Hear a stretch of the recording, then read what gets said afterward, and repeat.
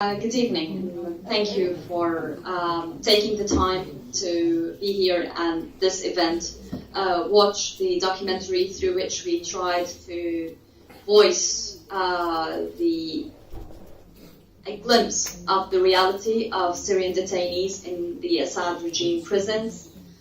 I also thank all the panelists, Amina, Muna, Shada, and Mr. Haytham for hosting and facilitating this. I'm sure you've been through a very tense but informative session. Unfortunately, I didn't have the chance to. We didn't have the chance to be there in person. However, we know that, and we hope that the message has been heard clear and loud. We in Save the Rest, when we worked on this documentary as a team of human rights defenders and former detainees, we were trying to work on advocating for the rights, the freedom, the very basic rights of detainees, reflect the realities that they are living in, although for the most part that's something that's totally beyond our imagination.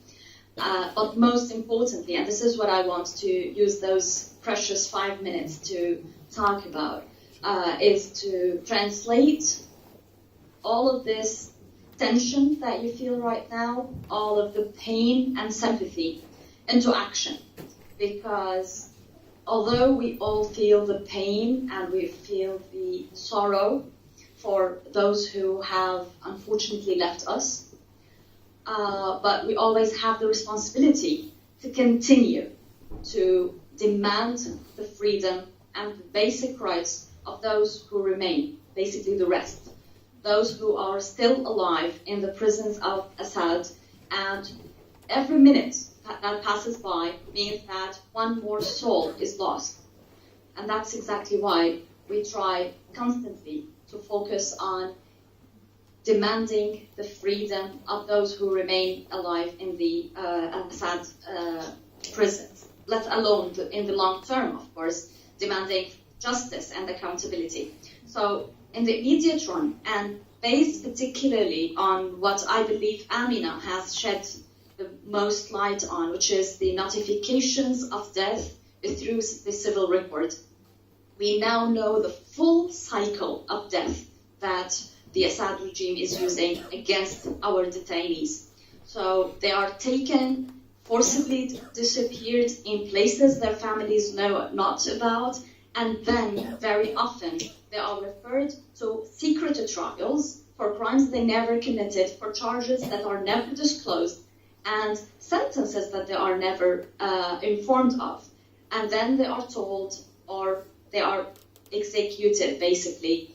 And finally, and this is the last step that the Assad regime has recently started to use, which is to simply notify or change their status in the civil record, not even bother notify the families. The families found out by coincidence to begin with, and then started to inquire with the civil record.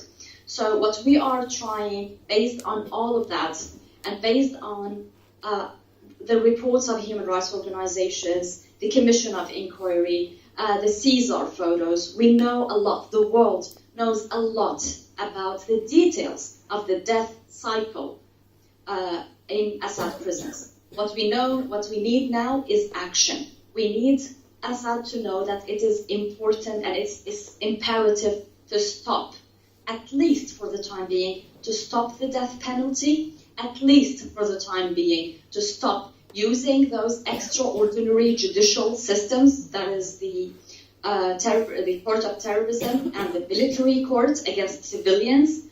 We need the Assad regime to disclose the fate of the disappeared and detainees, because simply changing their status in the civil record and attributing the death to a heart attack is no closure for the families, is no answer for the misery, is no answer for the question of justice.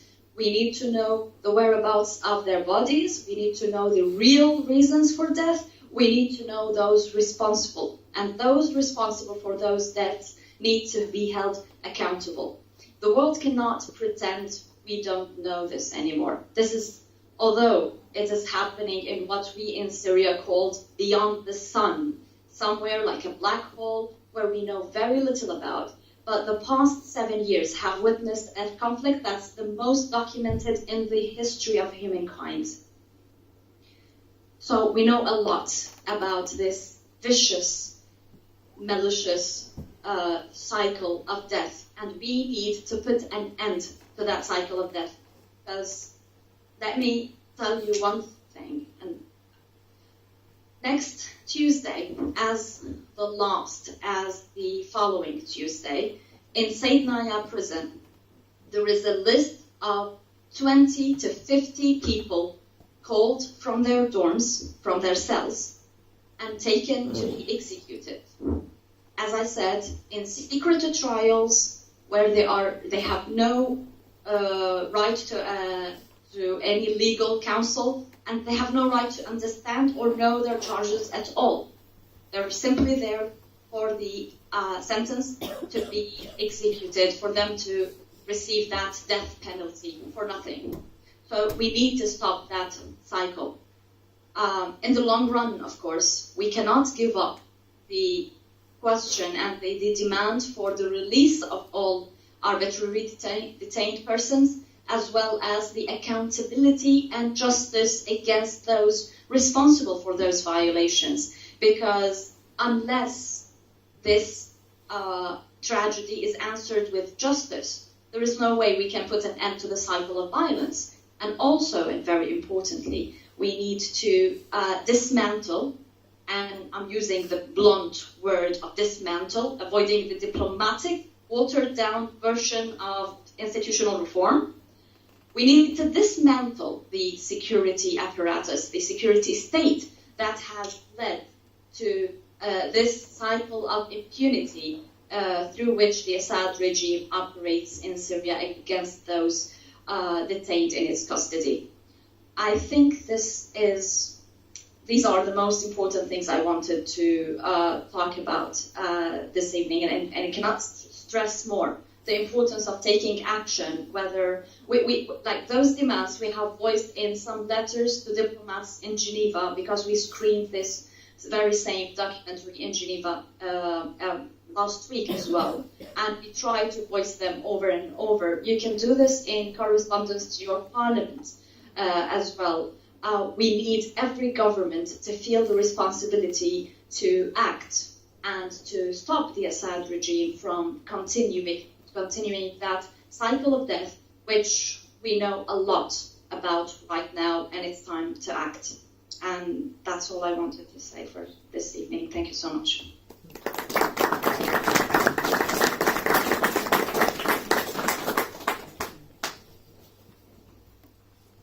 Thank you, Yasmin.